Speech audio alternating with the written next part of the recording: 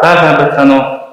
Чингис хаан үндэсний музей үзэсгэлэн үзүүлэлт зохион байгуулалтын хэлцээс та бүхэнд хүрдэг подкастын өнөөдрийн дугаар хийж байна.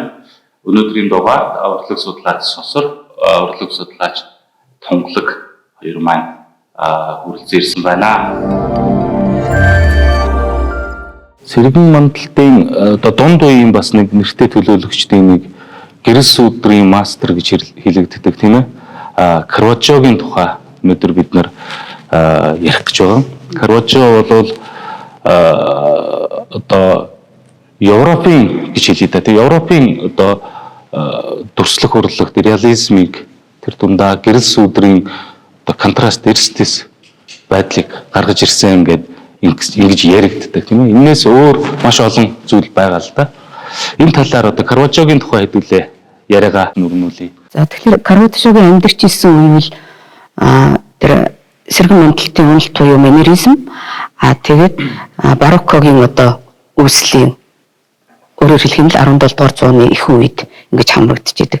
Тийм учраас одоо Караваджог зарим талдаа бол бароккогийн одоо бас үеийн төлөөлөл гэж үзээд байдаг.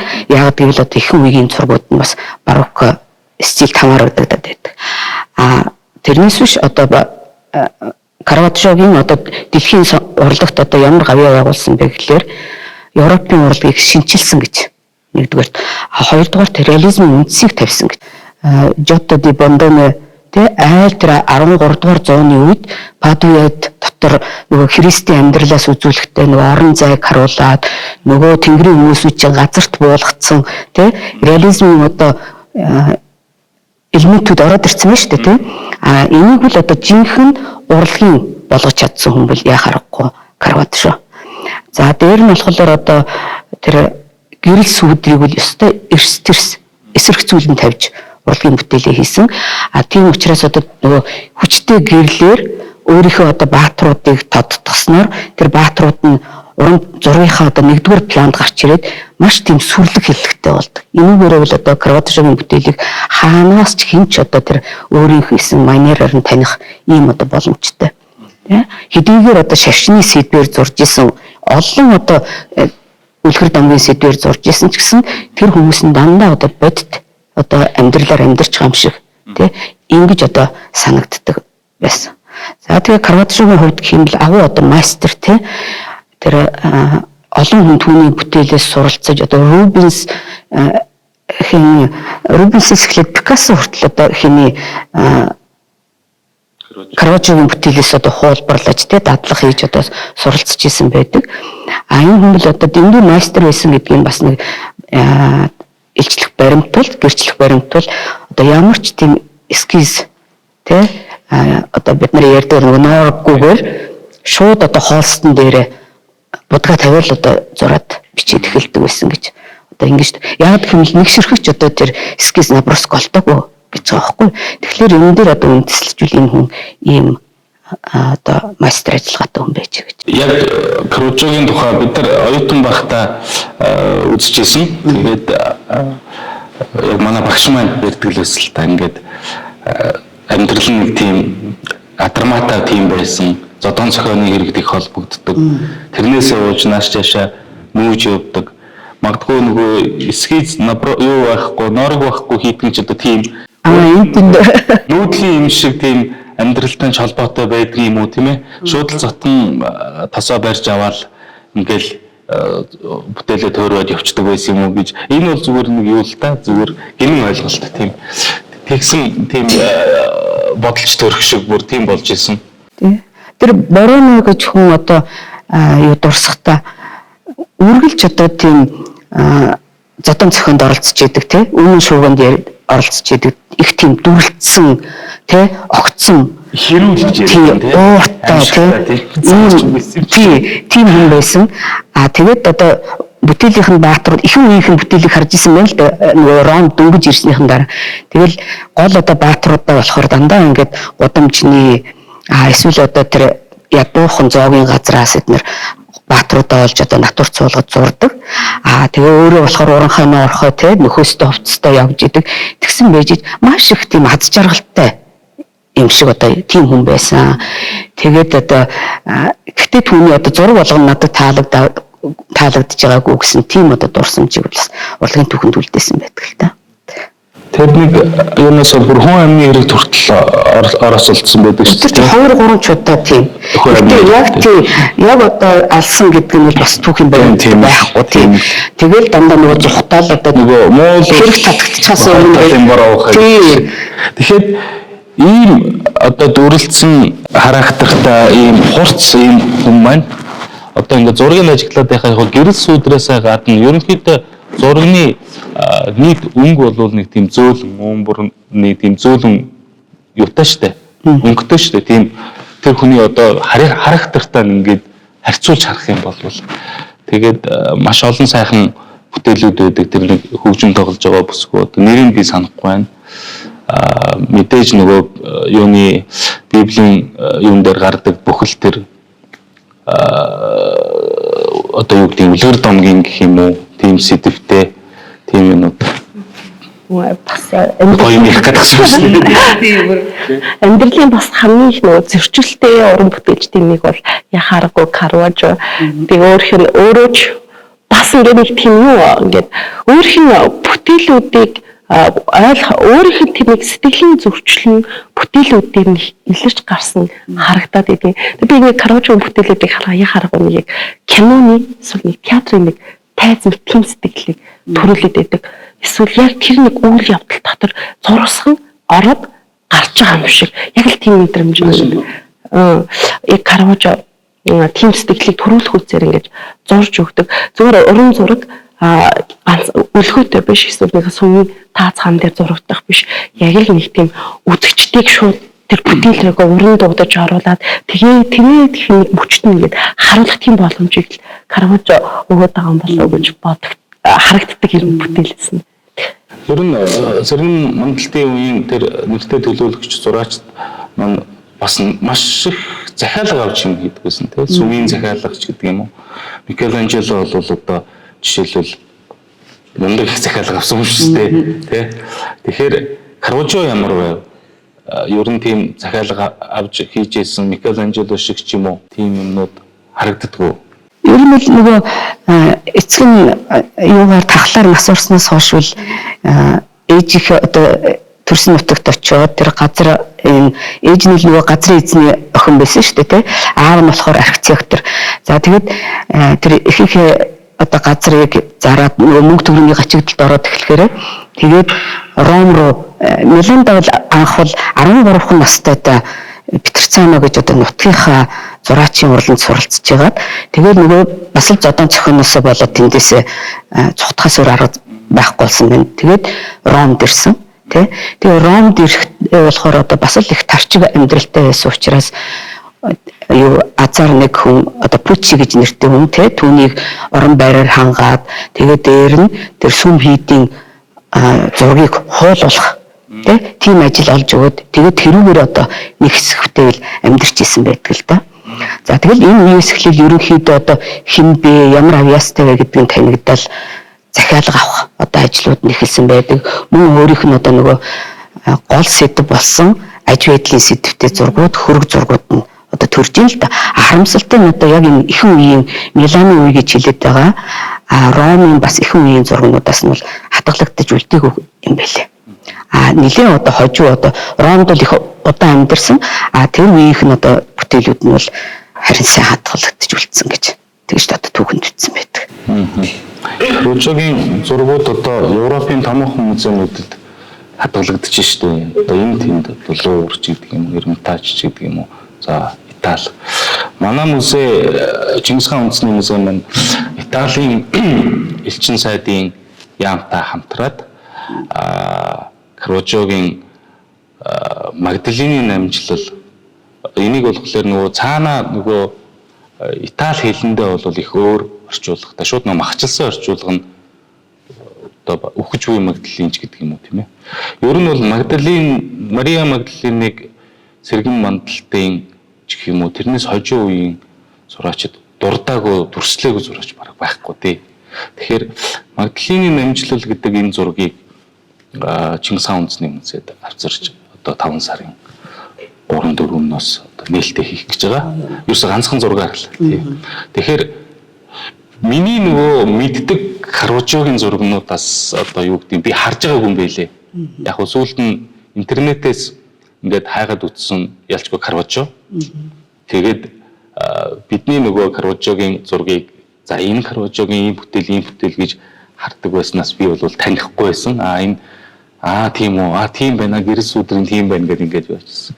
Яг ингээ Мария Магдалинаг дүрсэлсэн бусад дүрслэлээс арай өөр. Одоо бидний нөгөө нэг ойлгодог урлаг ба шинжлэх ухаан гэдэг юм уу те. Нөгөө гадны улсуудад одоо яаж байгаа Art and Science гэдэг нэг юм явдаг шүү дээ. Энэ холбоо энэ хоёрыг ингээ салгахын аргагүй юм хоршил. Энийг бас агуулсан юм үзэсгэлэн болох гэдэг байгаа. Тухайн бүтээл маань тийг сэргэн сурлагч Синса Пасквали гэдэг нэг одоо Италийн одоо уран зургийн маш олон уран зургийг сэргэн сурлсан маш нэртэй сэргэн сурлагч юм хүн хамт төрж ирж байгаа. Тэр хүн бол энэ Магдалины номжлол гэдэг энэ зурган дээр ажилласан юм байлээ. Тэгэхээр сэргэн засварлах одоо шинжлэх ухаан сэргэн засварлах судлал гэдэг энэ зүйлийг лэр бас воркшоп хийгээд ингээд нийтэд танилцуулна. Тэгэхээр энэ маань нөгөө урлаг нөгөө шинжлэх ухаан гэдэг хоёрын хосолсон юм юу болж манай музейд одоо дэлгэгдэх гэж байгаамаа. Сэргийн засварлагчид яг одоо энэ бүтээлтэй танилцаа судлаад яаж зас сэргээсэн байгааг нь одоо тэмтэрч бараг тий ойроос нас харах юм боломж олдож байгаа бол сайхан санагдаж байна. Манайд ирэх жааны Магдалинаг бол 2014 онд хувь цуглуулагч хүний одоо хүнд байгааг олж илрүүлээд тэгээд энийг бүгдээр анхаарал цочролд ороод тэгээд энэ дээрээ судалгаа хийгээд энэ Караважогийн бүтээл мөн үү биш үү гэд үзтэл яг энэ бүтээлийн арт талын Караважогийн бүтээл нөгөө гар үсэг тий ер нь Караважогийн бүтээл гар үсэг их ховор өөрөөр гар үсгийг нэг бараг тавьдгүй байсан юм билээ. Тэгээ яг тэр өөрийнх нь тэр нөгөө гар үсгтэй тэр бичиг нь олцсон байгаа байхгүй. Тэгээд энэ бол яхаарахгүй Караважогийн бүтээл юм аа гэд хийх урлаг судлаач нар хөлийн зөвшөөрсөн байна. Дээрээс нь яхаарахгүй Караважогийн бүтээлийн нэг онцлог байна. Яа тэгэхээр тухайн үед чинь ингээд шашны сэтгвтэй бүтээлээд мэдээж бүрхээ тэнгэрлэг байдлыг хүсэж байдаг. Одоо жишээлбэл хиний Караважо багшаа Батин сахиусан тэнгэрийн хамт гээл бүтээл хоёр хувьраар зурсан мэдэг. Хиний үлбраар зурхаар ерөөс нөгөө сүм хийдэхэд маань таалагддаггүй. Тэнгүүд нөгөө сүм хийдэхэд таалагдахын тулд арай өөр загвараар зурчдаг тийм. Тэгэхээр яг Магдалиныгийн бараг цуврал ингээд толон бүтээл байгаад байдаг. Тэгэхээр зарим Магдалинууд нь болохоор маш тийм үзэсгэлэнтэй байхад энэ Магдалины бол яг тийм шүү дээ. Тэгэхээр Караважогийн хит хитэн бүтээлүүд яг энэ байдал ажиглагддаг. Зарим ингээд бүтээлүүд нь одоо жишээл нөгөө тэр найрын тэнгэр вахыг зурсан хүртэл нэг үзэсгэлэнтэй нөгөө талаар харахаар ингээд яг өөрийнхөө дүрийг оруулаад ингээд шаардчихсан бурхны дүр хэрнээ ингээд шаардчихсан тэр ус үзм ингээд муудчихсан байдлаар зурж байгаа ч тий. Тэгэхээр ингээд тэр Магдалиныг бас ингээд хит хитэн тэр бүтээлүүдээс ингээд хүний ингээд гарын үсийг хүртэл ингээд гойд бурхан ингээд цэвэр цэмцгээр биш яг л ингээд хийлж ирээ амьдралын нэг тийм өгдлүүдийг ингээд гарт нь шингээсэн байна. Хэрийн хөтөлцөө. Тэр Магдалин үйл итгэгч хомод дээр тэ нөгөө Христийн шавхыг үзэж байгаа тий. Тэр чинь харин өөрөө яг одоо энэ Магдалины дээр харах мал яг нөгөө яг тэр нөгөө Караважогийн хийх загвар мөн байна гэдэг нь тэндээс харагдаад байгаа байхгүй. Бүтээлээдсэн. Ер нь л хамгийн анхны эмэгтэй хүний дүрийг зурсан бүтээл нь үл энэ намжилж байгаа Магдалина тий. Тэр анхных нь болохоор тэр 1597 онд зурсан Магдалина бол одоо энэ ирж байгаа Магдалинаас бол эрсөөр тий. Тэр үл одоо маш сайхан тий залуухан бүсгүй тий. Яг гоё ингэж юм шиг яг намжилж идэг шүү. Тий. Үгүй тэр анхных нь болохоор харин доошоо харцсан нулимсны бодлоо ингээд яг ингээ хамрын дагаад одоо урсч эхэлж байгаа тий бас л нүүрний тонгооцсон юм. одоо ингээд өвөр дээр гараа тавиад тонгооцсон яг л одоо тэгж их гунхирсан тий их алдаагаа зассан тий тийм одоо уучлал өгшөөл ирсэн ийм одоо маягтайгаар яг төрслөгдсөн байгаа байхгүй. Тэгээ хувцсан болохоор яг тэр үеийн нөгөө одоо Италич эмэгтэйчүүдийг өмсдөг хувцаар хувцалчихсан. Тийм учраас нөгөө нэг энэ дээр чинь зөрчил гарч ирээд шүү дээ. Шашны одоо бүтээл гэхээсээ илүү энэ л реализм бодит амьдралын тухай одоо өгүүлээд тэр нулимс нь болохоор бүр яг одоо жинхэнэ те нойтон урсаж байгаа те ялгаар эднэр одоо бүх юмнууд нь харагдаад байгаа хөөхгүй. Тэгээ хамгийн бодиттой. Бурханшилсан биш нэг бурхныг бүр хүний төрлөө хүмүүс рүү амьдрал руу маш ингээд оруулаад өгч байгаа. Тэр нэгээд өөрөө тэр төрийг ингээд амьлуулад за дээрэс нь хин шаарсан зүгээр эгэл жирийн тариач хүртэл тэр одоо бүтээлийг хараад яг өөрийгөө олж хараад байгаа хгүй карважын бүтээлээс энэ бол бурхан кейс илүү энд чинь би байж болох юм байна. Би ч гэсэн тийм ээ ийм байж болох юм байна. Би бурханы хайр ингээд шүтэх биш би өөрөө энийг бүр би сэтгэлээрээ мэдэрч болох юм байна гэдгийг карважч өөрөө тэр ромын бас нэлийн ядууд үүрэгтэй амьдарч исэн маш олон зүйлийг туулчихсан. Өөрөө ч тэгээд мөрөгдөө тоглоно. Янз бүрийн тийм ингээд хүмүүстэй хэрүүл шууган тарчин гэдэг. Өөрөөхөө тэр гол түүний бүсгүүчүүд хүртэл нарийн одоо бас заавал тийм гоё ганган бахаас илүү бас л нөгөө эгэл жирийн эмэгтэйчүүдийн тийм ингээд дүр төрхийг хүртэл ингээд оруулж ирээд байгаа нь хүмүүсийн амьдрал руу тэр урлагийг маш гайхамшигтай уран зургийг оруулж ирж чадаад байгаа. Тэргээрээ л нөгөө реализм ингээд гаргаж ирээд байгаа тийм зураач. Тийм ер нь л тэр нөгөө бүтээлүүдийн голоод захиалагчд нь авахгүй байдаг явдал бол дандаа энгийн хүмүүс дүрсэлсэн. Ялангуяа одоо тэр эмэгтэйчүүд Гигэ Мария ч юм уу те энэ хүмүүсийг дүрслэхдээ тэр одоо задгаа явдалтай эмэгтэйчүүдийг дүрсэлснээс болоод нөгөө сүм хийдэн голоод те тэрнээс биш одоо чадварыг голж байгаа юм биш те. Яг л энэ одоо бидний харах ёстой үлгэр болох бааtruуд маань одоо бидний нөгөө таньдаг хүмүүстэй адилхан харагдаад байна гэдэг ийм шалтгаанаар энийг нь харин худалдаж авчирсан хүн нь болохоор Жустиниани гэж одоо бас тийм банкир хүн байсан байна л да. Тэгээ тэр хүн бол ер нь 1630-ад оны үед тэр хүний одоо уран санд 30 гаруй бүтээл нь биш 15 бүтээл нь одоо Караваджогийн 15 бүтээл нь орсон байсан гэж тий. Тэгэхээр ямар ч хэлсэн тэр гологдчихсэн бүтээлүүд тий ингээд сайхан хадгалагдаад үлдсэн байдаг. Тэгээд хэдийгээр одоо тэр захиалагч нь голсон тохиолдолд бол дандаа дахиж одоо зураад тэгээд одоо тэр захиалгах ажлыг хийжсэн бэл. Голсон хүнийг те бас мессер эднэр гэмтэж исэн байгаа байхгүй юу? Маргалдаж зодтолдож исэн. Тэ тэр байтугай одоо реализмда бүр хитрхийн үнэж. Тэгээ нөгөө бас нөгөө амьдралынхаа сүүлийн жилүүдэд тэр Сицилид байж ихта нэгэн лазер юу хөл гэдэг бүтээл дээрээ юу хоёр уран одоо натур байх хэрэгтэй юм байна л да тийм үү. Тэгэхээр хоёр натур намд тий нөгөө нэг одоо натур нь яах хэрэгтэй гэхээр үхсэн одоо лазерын биеийг үзүүлэх хэрэгтэй байхгүй. Тэгтэн Карваджо ямар шаардлага тавьж исэн бэ гэхээр одоо дөнгөж сая алагдсан залуугийн тэр оршуулсан байгаа тэр булшиг нь ухаад авчирч энэ хоёр байх хэрэгтэй гэдэг. Нөгөө хоёр нь амар татгалзаад байгаа байхгүй үхсэн хүний бие барих гэдэг. Тэр чинь бүр аюу сонирн болчихсон тий.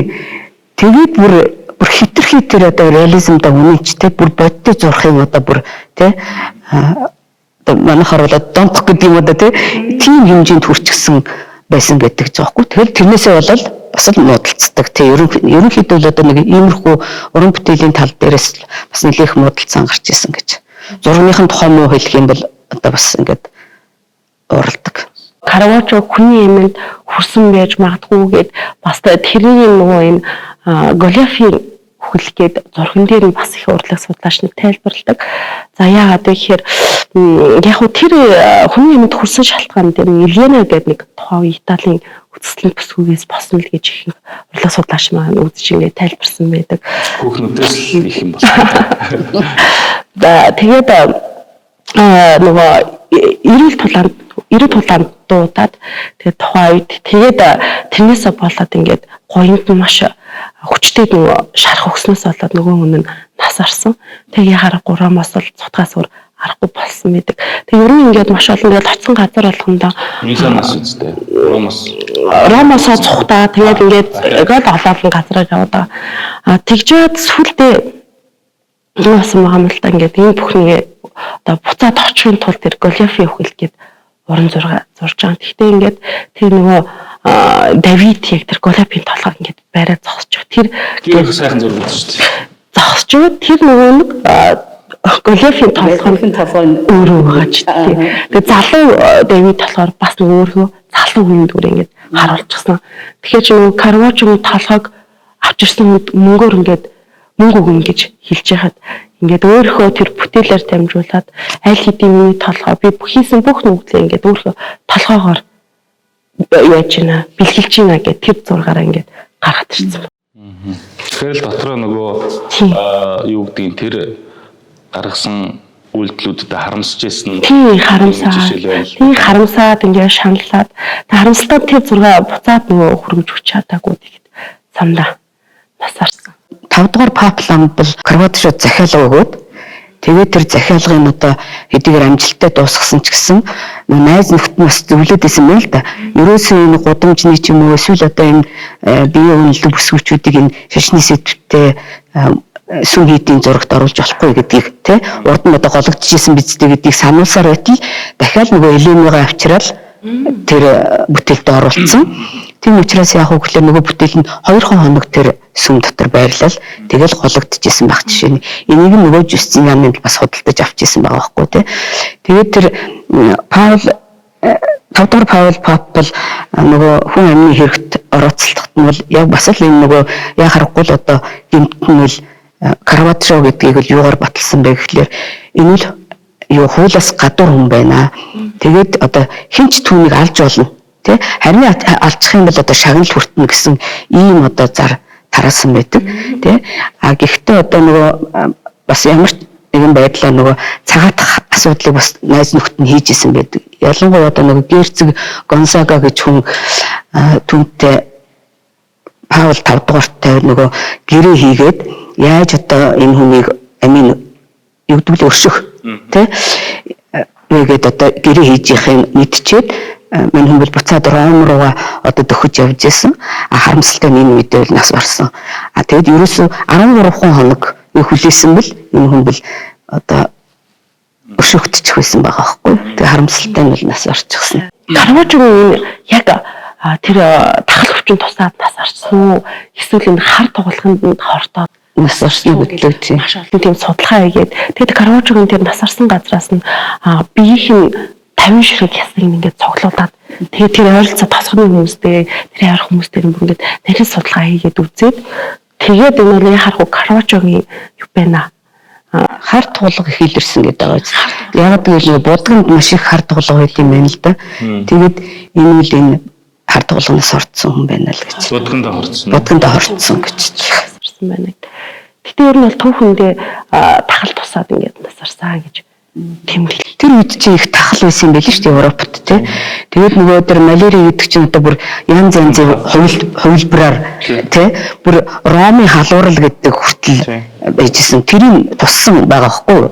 Тэгээд тэр тусаад бүр 6 сар эмнэлэгт өхөл амьдралын ирмэгдээр байжгаад тэгээд босч ирч чадсан. Тэрийг нь одоо харуулсан бүтээл нь яа харахгүй нөгөө өвчтөй баак гэдэг нэртэй зураг. Ингээд ташуултад гүйгэнт эргэж харж байгаа. Тэгээд тэр яа харахгүй царайн тийм нэг хөх туяатай болчихсон. Тэгээд дээр нүдэн цагиргалцсан их тийм ядуухан царайтай. Гэхдээ гартаа нөгөө л найрын тэнгэрийнхээ юу баглаа усан үзмээ барьчихсан. Ийм одоо залуу инээмсгэл тийм инээмсгэлсэн ч гэсэн яг уутгартай инээмсгэлтэй тийм байж идэг. Давуулж харж байгаа. Тийм. Ер нь хэд удаа өөрийнхөө хөргийг зургуудаа оруулсан шүү дээ. Тэгээд дараа нь тэр нөгөө хөгжимчд гэдэг бүтээл дээр эвэр бүрээ барьцсан байгаа ч байдаг юм уу. Дараа нь тэр Голиафын одоо толгойтой өөрийн хөрөг дээр ч гэсэнтэй тий гэх мэтчлэнгээр нэлээд олон одоо бүтээлүүд бол цагаан даашд нэг хөгжимшин бүсгүй байдаг шүү дээ. Тэр бүсгүй юусэн. Тий саяхан тэрний чинь талаар бас нөгөө Эрцэн кадр нэг Эрмитаж үдш гэдэг Эрмитаж энэ жил 260 жилээ тэмдэглэж байгаа юм байна. Тэгээд тэр одоо амьд зургууд гэдэг нэртэй гоё үдшилэг зохион байгуулсан. Тэгсэн чинь тэрэн дээр нөгөө асуулт хариултын юун дээр нь яг Караваджогийн энэ Эрмитаж гэдэг лютнист буюу нөгөө нэг одоо лютний хөгжим тоглож байгаа залуугийн эмэгтэй биш. Яг нь тэр залуу чинь тэр бүр Марио Менини гэж нэртэй гарцаг эмэгтэй хувцастай. харин тийм тэгсэн чинь тэр намтар дээр нь байлаа. Тэр Майро Нунини гэдэг чинь залуу.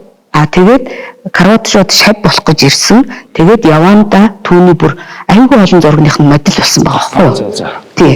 Тэгээд тэрнээс чинь болоод бас олон зурганд нь орсон учраас бас одоо нөгөө карватшогийн чинь өөр ариун цэртэй эднэр гэж бас үзчихсэн байгаа байхгүй юу? Тэгээд тэрнтэйгээ Ромд ч очсон. Тэгээд Ромд байж байхдаа нөгөө алдартай Вилла Мадама гэдэг одоо тийм язгууртны ордонд ажиллаж исэн. Тэгээд тэнд байхдаа хүртэл одоо тэр юу залууг бол их олноор бүтээлдээ оруулж исэн байдаг.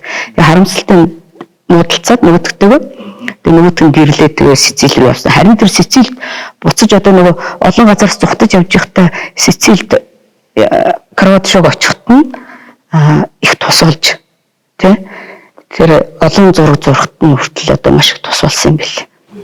Ер нь Карватшогийн одоо явсан маршрут гэх юм л тий Миланд төрсөн Ромд ирсэн Ромд ирэхдээ л нөгөө төрсөн газрын нэрээр их нэрлэдэг. Хэдийгээр Миланд төрсөн ч гэсэн ээж нь нөгөө Карватшогод Миланы ойролцоох жижиг хотоос гаралтай юм байлээ. Тэгээд тэр Карватшо нэрийг нөгөө Веронезе эднэргээд Леонардо да Винчи ч хүртэл тийм шүү дээ тий. Тэгээд тиймээр одоо Карватшо нэр авцсан. Тэгээд нөгөө Меризи гэдэг аваг бол үндсэндээ жахан арын планд үлдсэн. Тий. Яг албан ёсны өмнө дээр бүтнээрээ явахаар л Меризи гарч ирж байгаа болохоос биш.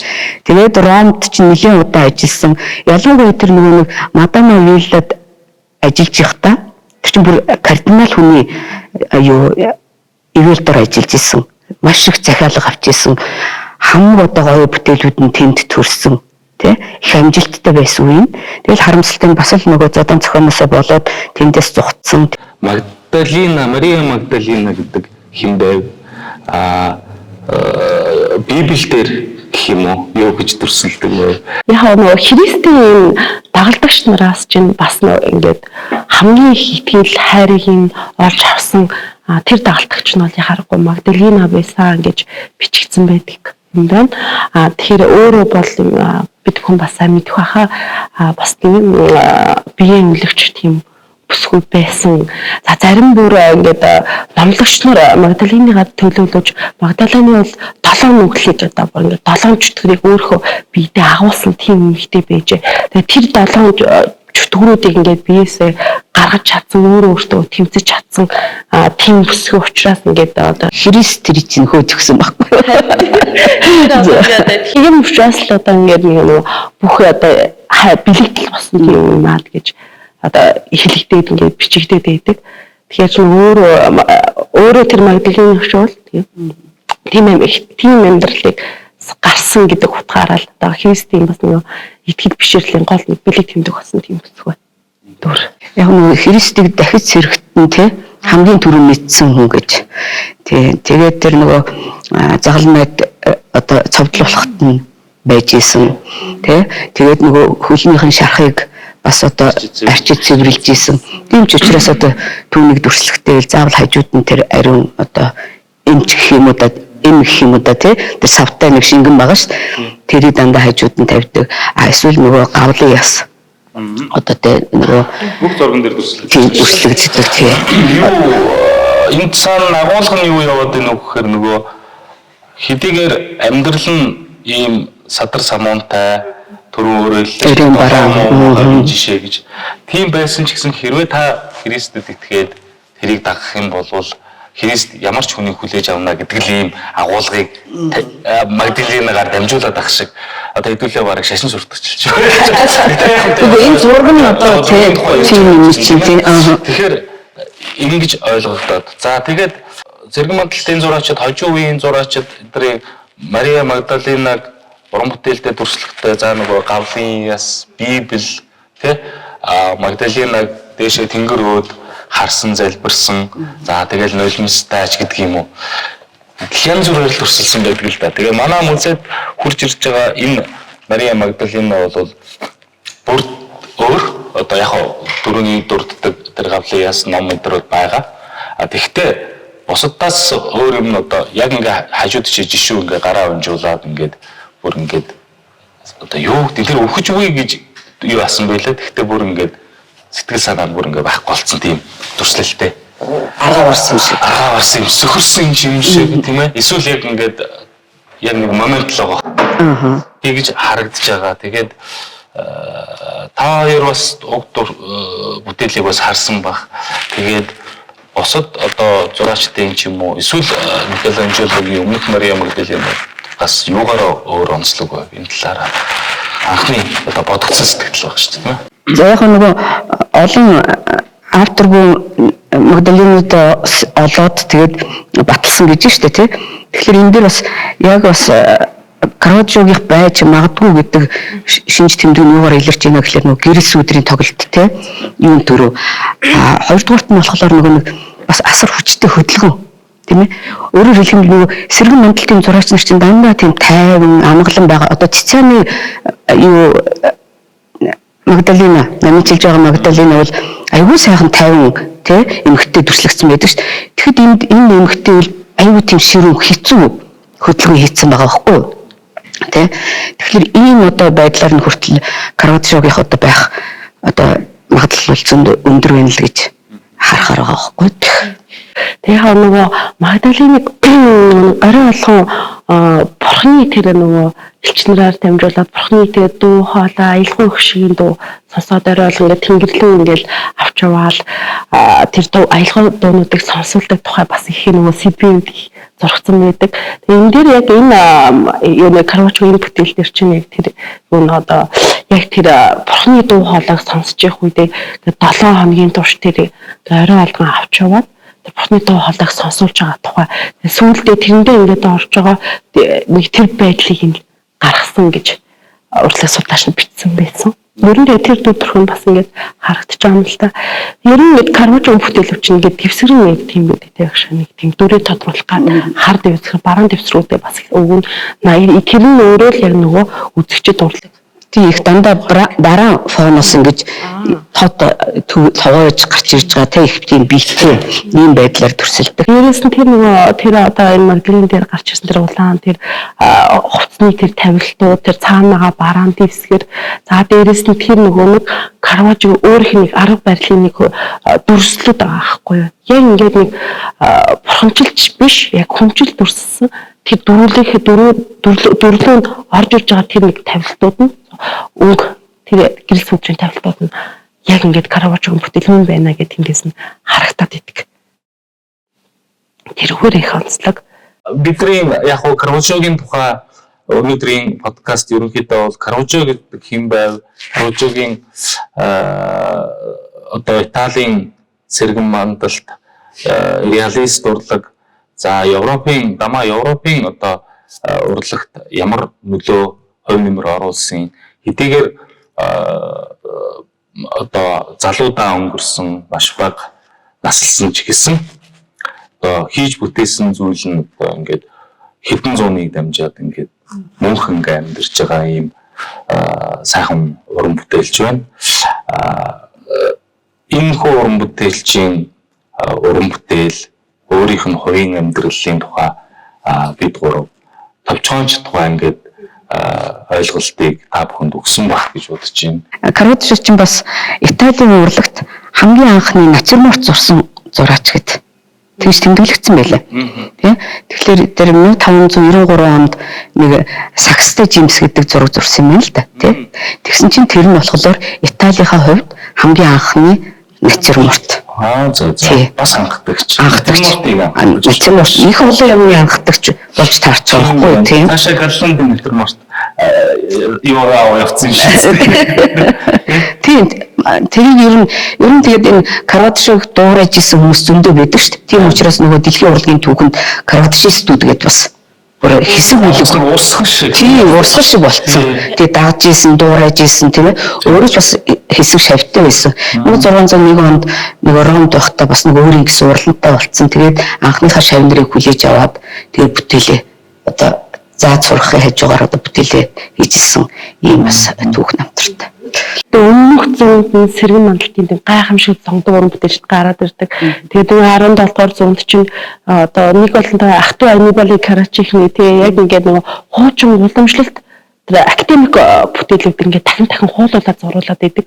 Тэгэхээр ч нөгөө уран бүтээлчүүд одоо төвшний үед авахгүй болоод байгаа байхгүй. А тэгтэл Караваджо болохоор мэдээж анх бол тэр сонгодгууд өмнөх зуунийхаа тэр гахамшигт урамчдыг хуулдаг байсан боловч энэ хуулаад ахтаа ерөөсөө хөгжих биш яг энэ амьдрал дотор буцаж байгаа зүйлсүүдийг гаргаж ирэх хэрэгтэй байна гэж яг тэр нэг цааш нөгөө ахтаа Нибали Караваджо эсрэг тийм гахамшигтай урлагийн урсгалыг өөрийгөө тэр Караваджо студ гээд гаргаад ирж байгаа байхгүй. Тэргээр ингээд тухайн үеийн бас Италийн урлагийн тэр уналтыг өөр нэг төвшөнд харахгүй аваадсан зураач бол Караваджо. Тий, судлаачид тэмдэглэсэн байсан л да. Ерөөсөө анхныхаа тэр нэг олон хүнтэй тэр фигуртэй зургаараа ерөөсөө тэр манеризм, академизм одоо ахтуг Анибалын чинь одоо академистууд ч тийм болооны сургуулийнхан. Тэгэхээр энэ хоёрын эсрэгэл яг тэр одоо олон хүнтэй тий бүтээлүүдэд гаргаж тавьсан. Тийм учраас одоо тухайн үедээ бас нийгэмд их шуугаан тарьж исэн. Нөгөө дандаа тийм тайван сайхан тэгээ сэргэн мандалтын бүтээлүүд үзээ сурцсан хүмүүс чинь тэр их хөдөлгөөнтэй эсвэл одоо нөгөө гудамжны хэмж биш хүмүүсийг ингээ урлагийн бүтээлд ингээд дээш нь хандуулаад ирэхлээр чинь зөрчил үүсдэг юм байна л да. Тэгэхээр энэ л бас нөгөө зураачийн маань бас игдүүг их хүргэж исэн байгаа байхгүй юу? Бүтээлийг нь ойлгохгүй. Тэгээд урлагт чинь бас зөрчил ээжийг л цаашаа хөгжүүлэх байхгүй. Зөрчилгүй байх юм бол урлагт нэг зогсгон байдлаар орж чинь. Тэгээд яг тэр нэг зөрчлийн өгөөл гэснээр зураачдыг чинь юм нэг хүмүүсийг ч гайхшралд оруулж байгаа зураач өөр хүмүүсийг ч гэсэндээ тэгээд хөдөлгөх нэг тийм хүч болоод ингээд гараад ирж байгаа гэсэн. Тэгээд түрүү ярьжсэн чинь мартсан байсан. Яг хэний Караваджогийн анхны тэр бүтээлүүдийн тэр Монти гэдэг хүн хараад тэгээ худалдаж аваад тийм тэнгуүтэл яг тэр Монти шин болохоор яг тийм царайлаг хэрэгтэй хүмүүсийг Караваджогаар их зурлаад байдаг гэсэн байгаа байхгүй. Яа одоо тэрийг ингээд худалдаж авах хүмүүс их байгаад байсан. За тэгээ дээрэс нь тэр нөгөө Ромын пап ламнар ингээд сүм хийдэд амьдрахаас ил орд хашид амьдрдаг. Тэндээ ингээд яруу найрагчид зураач тэр ингээд цоглуулдаг. Тэгээ ямар сандаа Караваджо гэдэг одоо манай орд хашид амьдраа гэдэг. Тэгээ Караваджо очоод тэнд очингуудаа ингээд тэр нэг гой зургнуудаа ингээд зураад. Тэгээ яхахгүй хний тэр Караваджо бүтээлэдэг хинч хараад яг шууд орхио авчиж чадахгүй. Жишээлбэл багшаа нөгөө хувилдаа ингээд бүтээлэдэг тий. Тэр нөгөө хөзрөөр ингээд залуухан хоёр хөнгө хуураад ингээд тийм хожиж байгаа зайлдж байгаа. Тэр бүтээлийг ингээд харж явсан хүмүүс бол хэдэж ингээд шууд орхио авчиж чадахгүй. Яг л ингээд энэ ч одоо юу болоод энэ нэрээлийн шүү гэж нэг харуулаад оруулаад ирдэг. Нөгөө сүмийн том зургуудыг зурсан учраас бас нөгөө олон хүн үзэх боломжтой. Тэгээд алдарн түгжсэн юм юу байдаг шүү дээ тий. Ингээд Караваджог цаашаа яриад байвал зөндөө малж ирсэн. Зураг болгоны тулж ярил бас их зөндөө юм байгаа шүү дээ. Энэ их баялаг намтартай юм зураач байна. Тийм ер нь Караваджо бүтээлтэнд хамгийн амар зүйл нь ингээд харагддаг нэг зүйл бас онцлог гэдэг шүү. Дөрүүдийн тэр нэг дандаа хүзүүний тэр төсөлтүүд энэ хүний толгой авч байгаа тийм зургийн төрслөдөд Караваджо маш олон бүтээлүүд төр харагддаг тийм. Ер нь ч өөрөө яг хүн ингээд одоо тийм хүнийг дүүжилж байгаа нэг тэр үйл явцыг маш олон удаа харсан байна. Тэр нь ингээд сэтгэлгээнд бас үлдсэн. Тэр нь ч гэсэн ингээд олон зурган дээр ингээд цаадалж байгаа хүзүүнээс нь цус олгож байгаа толгойг нь тасалж байгаа нэг тийм төрслөд маш их харагддаг Караваджо дээр. За ингээд өнөөдөр ингээд хүрэлцэж ирсэн хоёр зочиндоо маш их баярлалаа. Караваджогийн тухай, Караваджогийн бүтээлүүдийн тухай, Италийн сэргэн мандалт гэж юу байсан тухай, одоо барокко гэж ямар урсгал байдیں۔ Энэ талаар бас чамгүй их мэдээллүүдийг энэ подкастыг үзсэн, төвчээртэй сууж утсан хүмүүст ойлгомжтой сайхан хүргэлээ гэж бодож байна. Ингээд та бүхний цаашдын ажилд, уран бүтээлд өндөр амжилт хүсье. Баярлалаа.